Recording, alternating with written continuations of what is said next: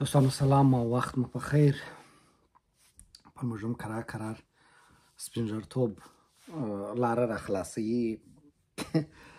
حالات د وطن او د نړۍ ټول حالات انسان متاثره کوي. دا د بشر ژوند تحولات لري. ډیرو دوستانو راته میسجونه پرېښي وه. زه په خپلو د تحقیقاتو باندې ډېر جدي مصروفه یم. دا وروستي پیښې ډېرې راڅخه پاتې شوي دي. ستاسو سره معلومات نه دي پر شریک کړي. په دې څو ورځو کې د یو بیچاره مریض سړي چې تقریبا 30-40 کاله کېږي په خارج کې ناست دی او همدغه یې کار دی چې څه رقم د ورونو قومونو ترمنځ سپکاوی وکړي، څه رقم خلک سره اخته کړي. هغه یو د مقالو او د معلوماتو یو مجموعه یې وړاندې کړې او بیا ویلي وه چې دا تحقیق دی او څېړنه ده. ولې تحقیق او څېړنه بیا په تاریخ کې دا یو خورا جدي خپل اړخونه لري، خپل بحثونه لري. دا دونه په مسخره او په ټوکه باندې نه کېږي. زه په عمومي توګه بحث کوم، مشخص پر موضوع نه راځم چې مشخص خلک یاد کړم. اول بحث د افغان مسئلې دی. افغان په مجموعي توګه ما مخکې هم په دې اړه یو توضیحي بحث در کړی و. افغان یو صفت دی چې اسب سپرو ته وایي، چې د اسوګان، اوګان، اګوان او د دغه کلماتو څخه راغلی دی. او د دې بحث په اوستا او په ریګویدا او په ټولو اریایي زړو متونو کې شته. مګر هغه وخت چې کله د مرکزي اریانا یعنی افغانستان څخه په دوو لورو غرب او جنوب په خوا باندې خلک ولاړله، نو د دې خوا څخه ورغلو خلکو ته اسوګان یا اوګان یا اګوان ویل کېدل چې دوی په اسپونو باندې سورلي کوله او منطقې یې فتح کولې او منطقې یې نیولې او خپلو د قلمرونو برخه یې ګرځول. او دغه مناطق او خلک د یو قلمرو برخه ګرځېدل. دا نه د خراسان مسله ده، نه د افغانستان مسله ده او نه د نورو سیاسي کلکتیفونو یا د سیاسي بنسټونو یا د سیاسي قطعاتو بحث دی. دا هغه زمانه ده چې ښکاره، ظاهره او معلوم سرحدونه نسته. سرحدونه د زور او د قوت د اندازې سره کمیږي او راکوچني کېږي او غټېږي او معلوم محدودات نه دي موجود. د معلومو محدوداتو او د معلومو جغرافیو د رامنځته کېدلو زمانه له 15مې 16مې او 18مې پېړۍ زمانه ده چې په هغه کې خلکو نفوس زیاتېږي او پوځونه جوړېږي، لښکرکشي کېږي او معلومې جغرافیې ایجادېږي. د هغه دمخه هېڅ معلومې جغرافیې نه وي موجود. یو بحث چې په 1800 کې ایجاد شو، په بخښنه غواړم په 1980 کلونو کې را شروع شو، ایجاد شو. هغه د پان ایرانیزم بحث و. د پان ایرانیزم بحث رضا شاه پهلوي چې د اوسني ایران چې په اصل کې د غربي فارس یو برخه و، دا خپله نه پرژیا ده نه ایران دی، دا غربي اریانا یا غربي ایرنین یا ایرین، دا غربي ایرین یا غربي پرژیا ده چې دوی اوس هم کله کله ځان پرژیا بولي او کله کله ایرین بیا د غلا کوي واړه او ایران یا ساده بڼه ځینې جوړه کړل. نو دوی نه پرژیا ده او نه ایرین دی، دوی د غربي اریانا هغه کوچنۍ برخه وه او دلته هیڅ ډول سلطنت د بومي خلکو د خوا نه دی رامنځته شوی. ټول سلطنتونه په دغه جغرافیه کې وارداتي وه، یا دغه د ناحیې څخه، د قفقاز د ناحیې څخه، او یا هم د منګولیا او دغو ناحیو څخه چې د نورو خواو څخه ورسره اوښتل کېدونکي خلک وه چې پر قسطنطنیه او دغه خوا څخه ورسره اوښتل او دلته یې حکومتداري کول، یا د دې خوا ور اوښتل، د اریانا د خوا ور اوښتل. دا ټول عمر یوه متنازعه مځکه وه. کله به کردانو اداره کوله، کله به پښتنو اداره کوله، کله به نورو اقوامو دغه کوله. نو دغه د افغان یا اوګان یا اسوګان یا اوګان کلمه دا په اریایي متونو کې پښتون د پکهت و، د پښتون و، د پښتویس په توګه هم په اوستا کې شته، هم په ریګویدا کې شته، هم په نورو اریایي متونو کې د پښتون نوم ډېر واضح معلوم دی، پکته دی. پښتون تر خپل پښتونولي هویت د افغان دپاره په دې خاطر تیر شوی چې په دې سیمه کې د یو واحد نظام د رامنځته کېدلو هڅه شوې ده. د افغان نوم د یوه جامع کلکټیف دپاره چې ما مخکې وویله چې معلومې او محدودې جغرافیې نه وې او محدود او معلوم قوتونه نه وه، د ټولو اسب سورو قوتونو دپاره چې په هغه کې ترکمن هم وه، په دغه سیمه کې دوه قوتونه ډېر مطرح په تاریخ کې تیر شوي دي چې یو پښتانه دي او بل ترکتباران دي چې په ترکتبارانو کې مغول، هزاره، ترکان، ترکمنان دا ټوله پکښې کې راځي. نو د دوی دپاره دغه د اوغانو د اسوګانو د اوغان کلمه استفاده شوې ده په ټولو متونو کې. خو تر ټولو قدیم کتاب چې افغان او افغانستان په ډېره واضحه توګه استفاده کړې دي هغه په 2مه هجري پیړۍ کې یا په 8مه میلادي پیړۍ کې د هروي په هرات نامه کې دي چې 33 ځله د افغان نوم یاد شوی دی او 4 یا 3 ځله د افغانستان نوم یاد شوی دی. خو د افغان او د اوغان او اګوان کلمه په زړو اوستایي متونو کې هم شته، په ریګوید و په دې کې هم شته او د فردوسي په شاهنامه کې هم شته. خو د افغان سره د پښتون نوم هم شته. که دا پر پښتون یوازې اطلاق کېدلی نو بیا پکته او پکتویس یا پکتون یا دا په دغه توګه نه راتلی، په جلا توګه نه راتلی. نو دا دواړه جلا کلمې وې، پښتون د قومي هویت په توګه او افغان د منطقوي او سیمهیز او قوتي قتلې په توګه دلته مطرح. کله چې دغه نوم ته موږ وروسته زمانو کې راځو، دغه په کتاب کې مثلا خوشحال خټک چې د احمدشاه بابا څخه ډېر مخکې دی، د هغه په دیوانو په کلیاتو کې او په دستارنامه کې دغه بحث ډېر دغه راغلی دی. مثلا د افغان په ننګ مې وتړله توره ننګیالی د زمانې خوشحال خټک یم دوی خپله ډېر په آس ورلیو باندې ټینګ و او د ده په ټولو اثارو کې د مغول تبارو یا ترک تبارانو چې موږ په مجموعي توګه ترک تبار د مغول و هزاره و دې ټولو ته په زړو متونو کې ویل شوي دي چې منګولینس په نامه باندې په تاریخونو په جغرافیو کې مطرح دي چې زموږ هزارهګان یې یو کوچنۍ برخه ده، ازبک و ترکمن یې هم برخه ده، زموږ قزلباشان و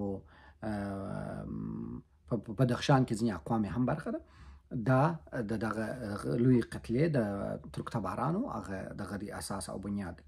په افغانستان کې وروسته د دې دپاره چې مثلا د افغان هویت چلنج کړل سي، یو بل کلکټیف د قومونو مجموعه را جوړ کړل سو او هغه ته یو نوم ورکول سو د تاجک په نوم چې هغه هم صفت دی د قومي هویت نه دی. موږ ډېر زیات پښتانه درلودل چې د تاجک کې ځان ته ویله، علت یې دا و چې دا د یو صفت په توګه د تازک د پاره هم استفاده شوی دی چې یعنی تازه مسلمانان سوي یا تازه وارده او دغه ته هم استفاده شوی دی چې یو ډول تاجدار خولي، حتی زما خپل انا په یاد ده چې یو ډول تاجدار خولي پر سره ولې او بیا به پر هغه خولي سره بیره پوړنې اچوي یا بیا هغه پوړنې د خولي سره ګنډلې وو. دا ډېر مروج حالت و. زما خپل یعنی زما په سین کې چې زه یم، زما په یاد دی چې زه د 2 اشکالو یم، زما په یاد دی چې زما انا هغه خولي پر سره وله زموږ اناګانو کې بیا بیا کوڅې ودلې وې تر هغه به راوتلې وې. دا ډېر مروجه مسله وه. دا دغه پاتې شو دغه سړي چې دی د اوبو انجینر پروفیسر یې، زه نه پوهېږم چې په چیز کې پروفیسر یې ده. زما په پروفیسري خو اکثره خلک چلنجي، زه خو دغه پر اساس د کابل پوهنتون د استادي او د ډیلي د جواهرلال نهرو پوهنتون د استادي پر اساس باندې هغه یو رسمي لقب دی، کوم اعزازي لقب نه دی، رسمي په اسنادو په مدارکو کې هغه دغه دی وظیفوي پیشوند دی، زما د نوم سره راغلی دی. نور نو داسې زه نه په ویاړم نه افتخار په کوم، یو رسمي لقب دی. ولې دا خپل یو مسؤلیت هم دی، یو دغه هم دی او هر څوک یې به مسؤلیت اخیستلی هم نشي. نو د ده دغه اسناد چې ده راټول کړي چې سره اچولي دي هغه 500 ماخذه چې دی وایي دی خپله پر هغه ماخذونو بیا بیرته باور نه لري، خپله یې د هغه ماخذونو بیرته ردوي. د چې د موضوع د پژوهش نوم ورکړی دی، پژوهش یا تحقیق یا څېړنه خپل یو اصل لري چې ته به د معلومې نتیجې لپاره تحقیق نه کوې. د نتیجه ډېره مخکې اعلان شوې ده، معلومه ده د پخوا څخه د افغان د هویت، د افغانستان د هویت او د نورو ټولو هویتونو څخه مخالف دی. دا اوله خبره نه. نو په تحقیق او په پژوهش کې لومړی د نتیجې لپاره کار نه کیږي چې نتیجه یې انتخاب کړي او هغه نتیجې ته تحقیق کوي. ته به تحقیق کوي، نتیجه به لاسته راوړې. د دغه بحثونه ټول سره په خپل منځ کې سره ضد و نقیض دي او دی په دې تلاش کې دی چې څنګه د افغانستان هویت د دې منطقې د هیوادونو په خوله باندې مسخه کړي. چې دا کوشش د رضا شاه پهلوي په زمانه کې چې هغه وخت د یو غربي مستشرق ته چې هغه کینت نومېدی، هغه ته هم ډېرې پیسې او امکانات ورکول سوي وو چې څنګه وکولای شي زړه او منځنۍ فارسي چې هغه اخامنشي ده او پهلوي ده چې دا په زړه او منځنۍ فارسي باندې ثابته کړي. ولې د اوسنۍ تاریخي یا هیستریکل لنګویستیک پر اساس باندې اصلا یوه کلمه هم په اخامنشي او په هغه زړو متونو کې چې دی زړه فارسي او منځنۍ فارسي بولي 10 کلمې هم دی نسي راوړلی چې دا ثابته کړي چې دا دغه ده. هېڅ ارتباط د هغه نوې فارسي د زړې او د منځنۍ فارسي چې دی نومولي هغه نه لري. دی سرګردانه دی بیچاره چې څنګه د افغان او افغانستان هویت وننګوي. ولې په خپلو دلایلو کې ټوله دغه دی بند راغلی دی. د سیمو دپاره هویتي نوم ټاکنې دا ډېرې نوې مسله ده. دا که هند دی، که افغانستان دی، که جرمنی دی، که امریکا ده، هر یوه د یو قومي هویت تر نامه لاندې نه دي رامنځته سوي، بلکې هلته یو کلکټیف هویت رامنځته سوی دی. مګر دا یو واضح خبره ده چې یو قوم رامنځته کړی دی.